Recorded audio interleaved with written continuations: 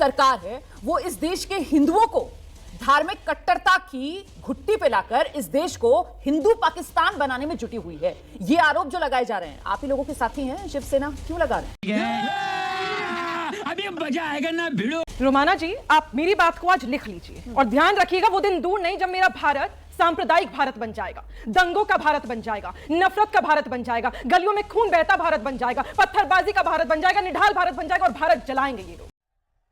इस सज्जन को क्या तकलीफ है भाई? क्या तकलीफ है इनको? और मैं बताती हूं क्यों। क्योंकि देश के उस पटल से, प्रधानमंत्री के पद से महज कुछ सीटों के लिए जब उनके मुख से इस तरह, मैं किसी के बीच में नहीं बोली, ओपनिंग बोलेंगे, जब देश के प्रधानमंत्री के मुख से इस तरह की बातें निकल जाती है कि वो घुसपैठिए हैं, उन्हें कपड़ों से पहचानिएगा, उन्हें देखिएगा कि वो ज्यादा बच्चे पैदा करते हैं, ये वही लोग हैं, ये वो लोग हैं जो आपका मंगलसूत्र छीन लेंगे, तो माफ करिएगा रोमाना जी, कहने को कुछ बच नहीं जाता है। सही पकड़े हैं। यही नहीं, अभी और सुनिए। और ये बात करते सिर्फ प्रधानमंत्री नहीं, इनकी पार्टी के दिग्गज नेताओं ने चाहे गोली मारो ... देश के गद्दारों को, इस तरह की बातें बोल गए। ये बोला देश के गृह मंत्री अमित शाह जी ने घुसपैठियों को निकाल के बाहर फेंक देंगे, एक टारगेट करा गया है कम्युनिटी को, 4 बीवियां 40 बच्चे, ये इन्होंने ही बोला है। हॉस्पिटल का विंग मुसलमानों के लिए अलग बना दीजिए। अभी हाल ही में यह बयान दिया गया, जो होली से परहेज करते हैं वो पाकिस्तान चले जाइए, जो भारत का होली का त्योहार नहीं मना सकते वो पाकिस्तान चले जाइए, इनकी मस्जिदों के बाहर जाकर नाचिएगा, होली के साथ रंग खेलिएगा, पत्थरबाजी करिएगा, इन्हीं के नेताओं ने बोला। माफ कर दो इन्हें। आप बोलते हैं मुद्रा योजना। आज आप मुझे बताइए कि जब देश के प्रधानमंत्री और आप ही के दिग्गज नेताओं के मुख से इस बात का आप सामने बोलते हैं, तो किस तरह के आप मुसलमानों को बढ़ावा दे रहे हैं। लगातार बटेंगे तो कटेंगे, बड़े बड़े पोस्टर्स, रोमाना जी, बड़े बड़े पोस्टर्स, चाबी लगा रहे हैं। पकड़ लिया सालों। देखिए बौखलाहट, जैसे ही इनकी पोलपट्टी खोल दी जाती है, ये सारे के सारे बीच में कूदते हैं। आप क्यों नहीं बोले जब देश के प्रधानमंत्री ने बोला? आपने क्यों ट्वीट नहीं करा? आपने क्यों नहीं बोला कि आप किस तरह की बातें कर रहे हैं? क्योंकि मैं चूतिया हूँ कि मेरे देश का मुसलमान घुसपैठिया है, वो आपका मंगलसूत्र छीनेगा। यहाँ पर आज हिंदू बहन कोई नहीं है, पर आप बताइए शाजिया जी, अगर कोई होती तो क्या आप उसका मंगलसूत्र छीनती? अगर आप उनके कपड़ों से पहचान जाते हैं, अगर आप बड़ी बड़ी बातें करना बहुत आसान है, लेकिन देश के मुसलमान को साथ लेने का काम करना था, वो आपने नहीं करा। हमारा मर्जी है, हमारा this is our target. Abbas ji ने कहा कि ये देश पत्थरबाजों का देश हो जाएगा, वह दिन दूर नहीं है। इस देश में एक विजन चल रहा है, विजन 2047। प्रधानमंत्री बार बार कहते हैं हमारे जैसे लोग, आपके जैसे लोग, मैं कहता हूं इस स्टूडियो में बैठे हुए सारे लोग उस विजन 2047 के साथ हैं। हम मालूम है तेरे बाप को मत सिखा। लेके आए कि किस तरह से उनमें भेदभाव है, लेकिन उसके साथ एक बहुत जरूरी बात जो मैं जरूर बताना चाहता हूं कि जरूर कहीं पे निगाहें, कहीं पे निशाना जरूर इस देश का मुस्लिम माइनॉरिटी है, देख रहा है, पर निगाहें वहां नहीं है। निगाहें इस देश के पिछड़े हैं, इस देश के दलित हैं। और मैं एक उदाहरण के साथ देता हूं, पिछले 2-3 दिन के अंदर निगाहें, निशाना कहीं ना कहीं देश के ओबीसी है, देश के पिछड़े गरीब है, और इस मिडिल क्लास है। कैसे है? मिडिल क्लास का 1.5 लाख करोड़ रुपया सुहा हो गया। एक दिन डिबेट हुई नहीं भर्ती हुई, पुलिस भर्ती, उसमें ओबीसी के अंदर आपने पांडे जी, तिवारी जी, उपाध्याय जी, वो ओबीसी हो गए इस देश, उत्तर प्रदेश के अंदर। किस तरह से हुए? आपने 69,000 शिक्षकों में, बीच में मत बोलिए, बीच में ना बोल। 69,000 शिक्षकों में, 69,000 शिक्षकों में जो खाने के दांत और दिखाने के दांत कुछ और थे, 69,000 शिक्षकों में हाईकोर्ट ने बोला कि भाई ये बेईमानी हुई। एक आंदोलन बताइए या भारतीय जनता पार्टी के एक बड़े नेता का एक बयान बताइए जिसमें उन्होंने कहा हो कि ओबीसी के साथ हुआ ऐसा। ओबीसी के बच्चे क्या आपके मस्जिदों पर चढ़ने के लिए और आप उनको बरगलाने के लिए खड़े? बड़े खतरनाक लोग हैं क्या? और कहीं पे विभाजितकारी और विध्वंसकारी और सांप्रदायिक भेदभाव उत्तर प्रदेश से लेकर देश में किस तरह से फैलाया गया। होली के दिन आप किसी दलित बेटे को गवर्नमेंट लाइब्रेरी के अंदर कत्लेआम कर देंगे क्योंकि वो होली नहीं खेलेगा? कौन है ये लोग? कहां से आते हैं? आप देश के किसी मुसलमान के ऊपर जानबूझ के उसके घर पे वहां जाके तांडव करेंगे, ठाकुर साहब जाके गोली मार देंगे, एक वैश्य समाज के बच्चे आपको लाजमी है।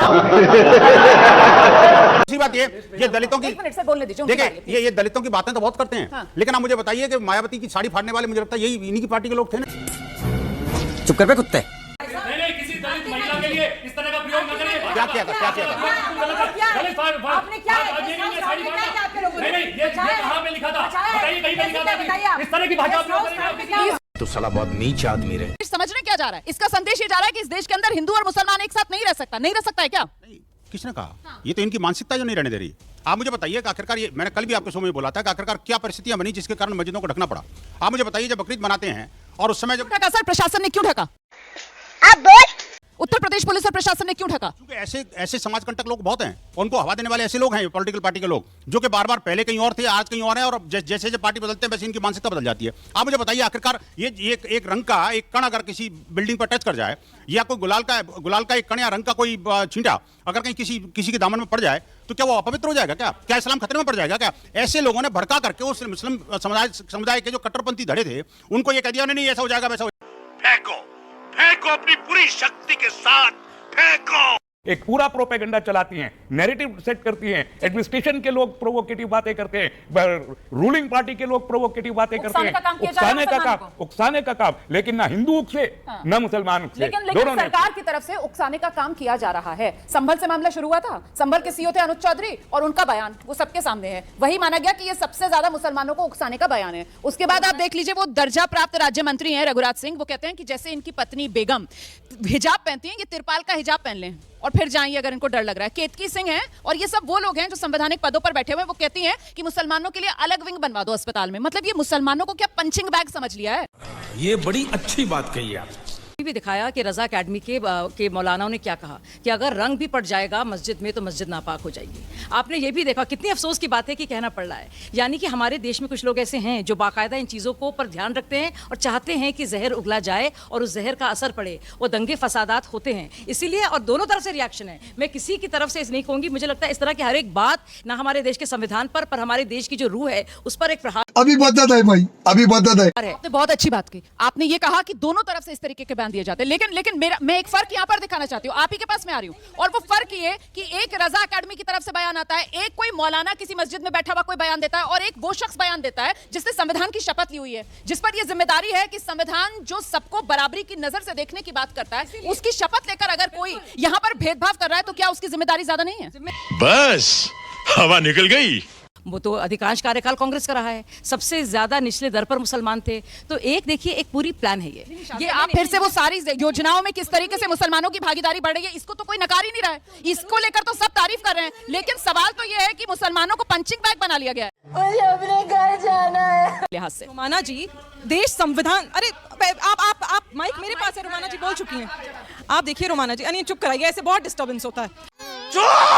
जवाब लूंगी, मैं आपका जवाब देने नहीं बैठी, मेरी बात सुनिए। पहले तो जाहिर सी बात है, संविधान को चीर तोड़ना देंगे, देश संविधान से चलता है, जब देश संविधान से चलता है तो जाहिर सी बात है लाभार्थी जो है वो हर कम्युनिटी को, हर धर्म को मिलेंगे, और मैं नहीं कहती उसमें दो राय हैं। लेकिन बात इन्होंने यहाँ पर कही कि कुछ ऐसे किस्से हो जाते हैं, कुछ लोग ऐसे बोलते थे, ये कुछ लोग नहीं है, जैसे आपने कहा संवैधानिक पदों पर बैठे हुए, इनको जिनको वोट दिया है लोगों ने वो बैठे हुए, और वो लोग ये कहते हैं कि मुसलमान की दुकान का बहिष्कार करिए, वो लोग ये कहते हैं कि मुसलमान को वोट देने का अधिकार नहीं होना चाहिए, वो लोग ये कहते हैं ये 40-40 बच्चे पैदा करके आपके बच्चों का अधिकार मार लेंगे, वो लोग ये कहते हैं कि घुसपैठी। जब इस तरह की बातें आती है और इतने बड़े बड़े पटल से आती है तो माफ करिएगा, डर लगता है।